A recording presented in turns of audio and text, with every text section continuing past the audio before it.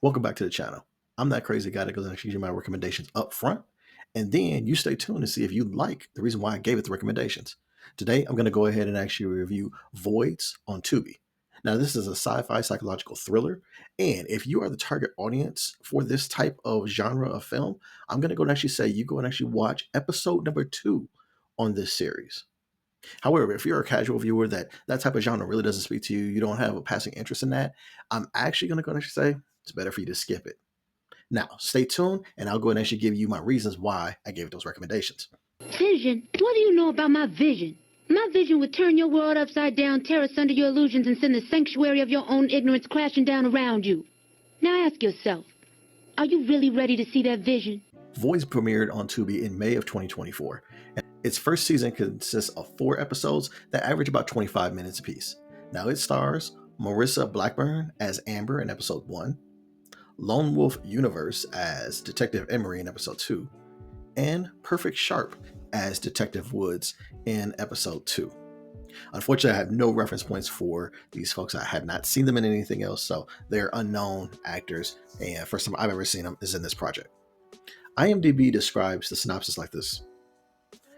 Voids is a collection of fictional stories used to conclude, revealing a grand meaning, both positive, negative, or lecturing. Events that seem to be random turn out to all be connected to serve one unique purpose. Now, when I go ahead and actually look at a series like this, you may wonder, why are you reviewing this? Well, this particular series is part of my Varnell Hill series. It asks the question, Man, did you miss me? that's right, did you miss this? Because these are the series that have been streaming for at least 6 months or longer, but they haven't gotten the attention.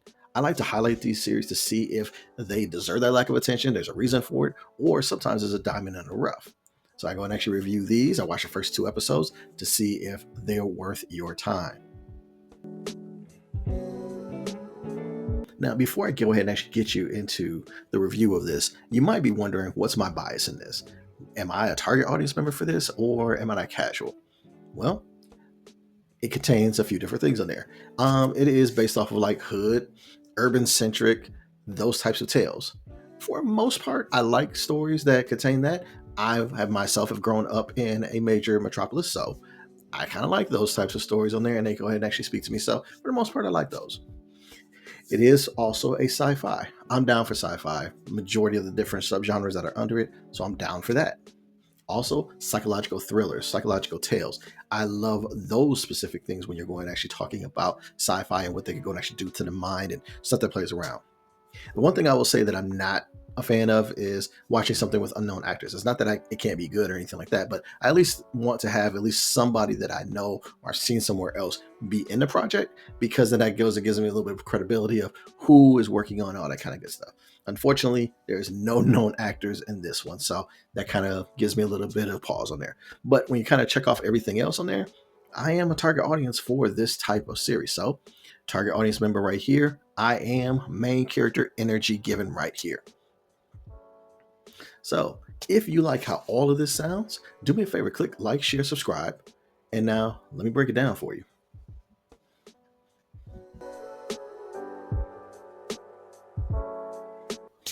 So when you're going and actually looking at a series like this, you're probably wondering, what can I compare this to? What series are out there? What's it trying to be inspired by? All that kind of jazz.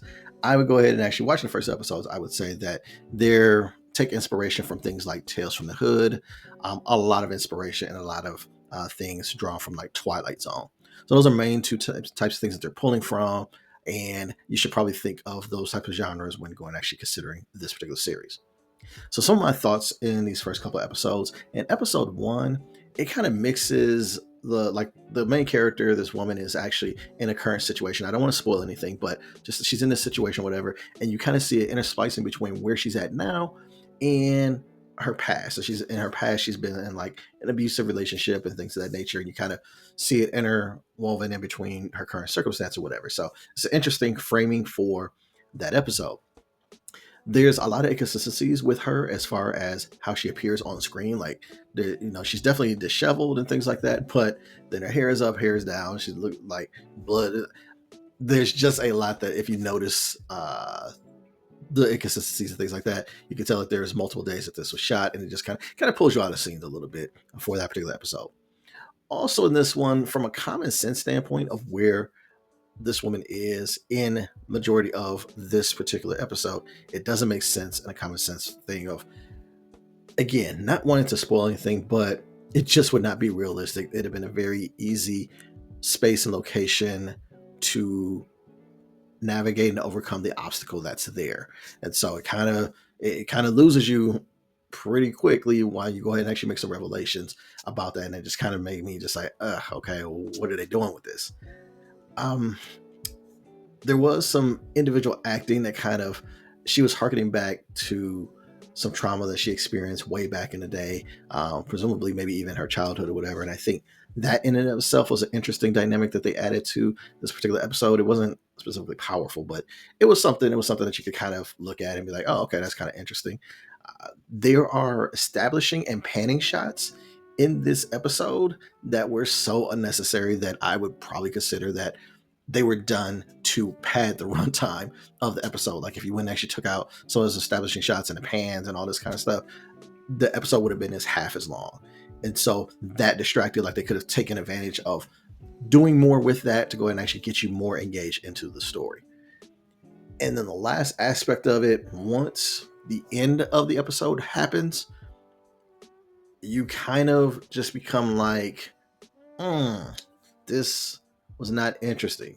This was like, I'm not sure the purpose of me watching this episode. I will not lie to you. Episode 1 was a chore to sit through. And I think that was only like 27 minutes. And it still was a chore to sit through, especially for no payoff. So that was interesting. Going on to episode 2, was the opening scene of the detectives wasn't really very believable from a police procedural aspect of things. Like it was a police driven or focused type of episode. And it wasn't really believable from the production, all that kind of stuff. But at least those first 2 episodes or first 2 scenes really gave you a mystery, and they jumped right into it, meaning that at least there was something there to entertain you, to bring you into the story, something for you to kind of wrap your head around. So obviously like that. There's a lot of the same production value in the second episode as the first one, most likely because this is a Tubi independent film, as we've all seen the Tubi films on there. And for every decent one that's out there, there are some that you just be like, man, I'm not sure what the budget was, but I'm sure it was just one person's paycheck. And this is honestly no different.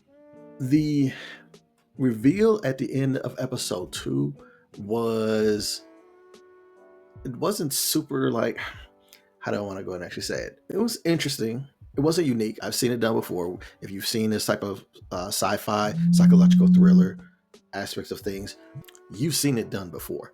However, at least it gave a story that, while not unique, it actually led somewhere that you could go ahead and actually be like, okay, this is something that I can sink my teeth into. You determine if you like the story or not. There was at least something there by the end of that second episode.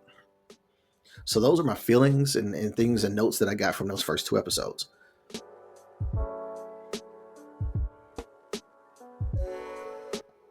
When I look at storytelling for these first 2 episodes, both of them they were lacking. Okay, for lack of a better term, they were lacking, right? The first had no connecting story to its own premise. It was just, they were shooting scenes, and you've probably seen where it could have went, but then ultimately it just fell flat. They offered to explain nothing. There was plot holes. And so that made the first one, like I said, a chore to get on through. The second one at least had a story. And while there are plot holes, they actually kind of add up why those plot holes are there once you get to the end of that second episode. That being said, it's not anything that's earth-shattering, but if I'm going to watch anything in this series to try and suggest, that second episode is going to be better storytelling than the first one.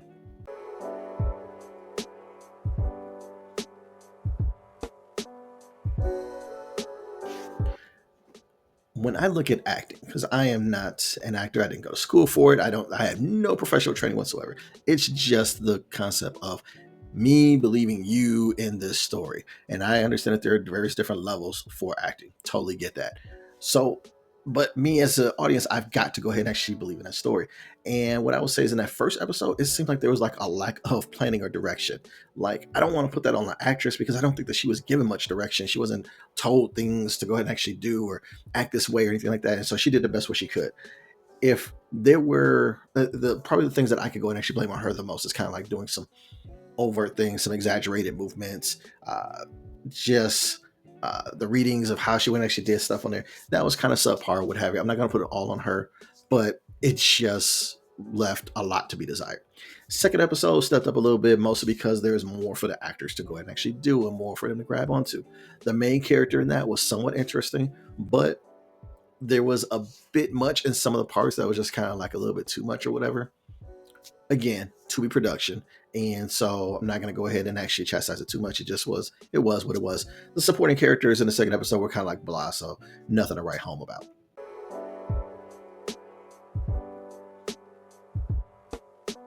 Overall, for Voids, neither of these episodes do much to make you want to go and actually keep watching the series. Like I said, there's only 4 episodes in this series. There's only 4 episodes in this entire season, and neither one of them make you be like, I've got to watch the rest of these.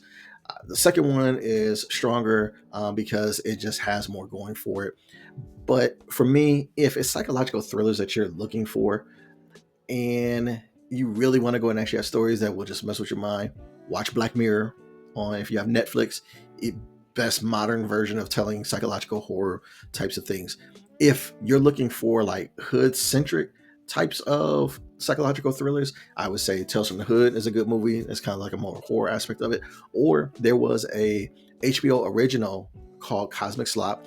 It's out of print. I don't even know if it ever went to DVD or anything like that. I happen to have it on DVD because I got it recorded from way back when and all that kind of stuff. But that one was actually probably more of what this series would want to be. And it was more engaging and what have you. So those are ones that I would go and actually recommend if you go and actually find Cosmic Slop, or you can find a copy of Tales from the Hood. Those are going to speak more towards you. So again, for a target audience member, you can give an watch to episode number 2 on this series and see if it kind of vibes with you a little bit. But for you casual folks out there, skip that, watch something else. And that's what I have for Voids on Tubi. Check it out. You stayed for the entire video. I appreciate you. I really do. Do me a favor, click like, share, subscribe. If you liked anything that I had going on here, or if you didn't like anything, go ahead and actually click a comment. Let me know what's going on. If you wanted to, go ahead and actually join up. Let me go ahead and actually do more of these reviews for you.